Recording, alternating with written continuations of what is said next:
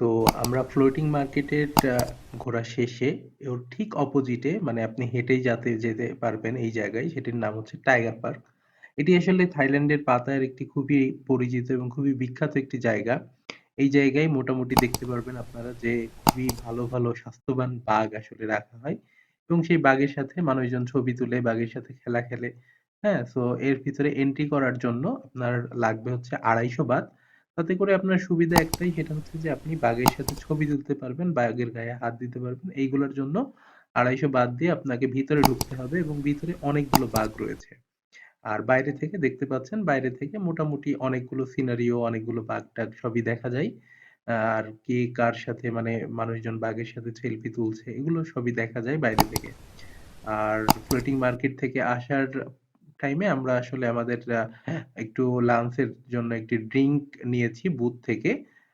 তো আনফরচুনেটলি আসলে আমাদের বুথ থেকে আমরা মাত্র ২০ বাতে মোটামুটি আপনার ৩০০ বাতের মতো আপনার ড্রিঙ্কস পেয়েছি।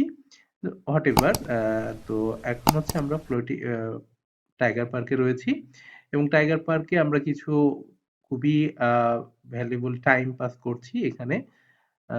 এরপর হচ্ছে আমরা এখান থেকে যাব হচ্ছে পাতায়া ভিউ পয়েন্টে। তো পাতায়া ভিউ পয়েন্টের ভিডিওতে ওখানে খুবই সুন্দর একটি দৃশ্য, এক সাইডে পুরো শহর এবং এক সাইডে সমুদ্র দেখা যায়। ওই ভিডিওটি অবশ্যই আপনারা মিস করবেন না।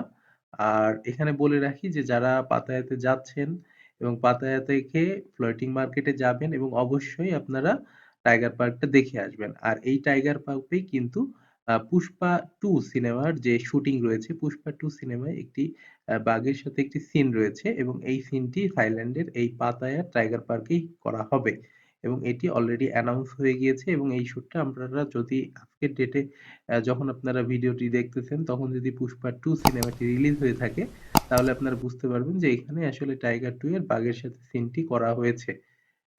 টাইগার পার্কে পুষ্পা টু এর বাঘের সাথে সিনটি করা হয়েছে।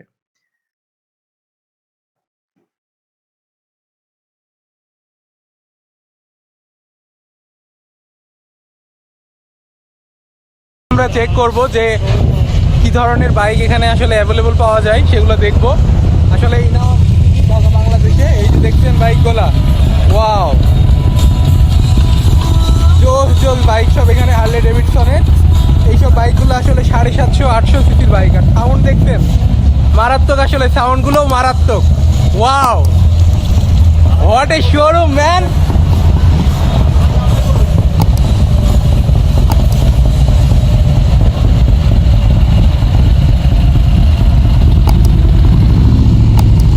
What is sound?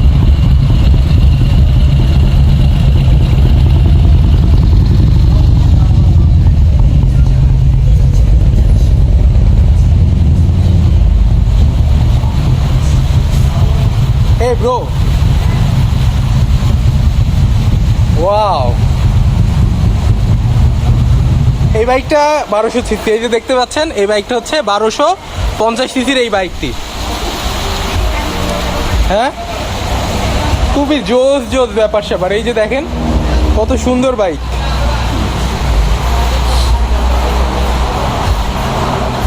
আমাদের বাংলাদেশে আসলে এগুলো একদমই অ্যাভেলেবল না।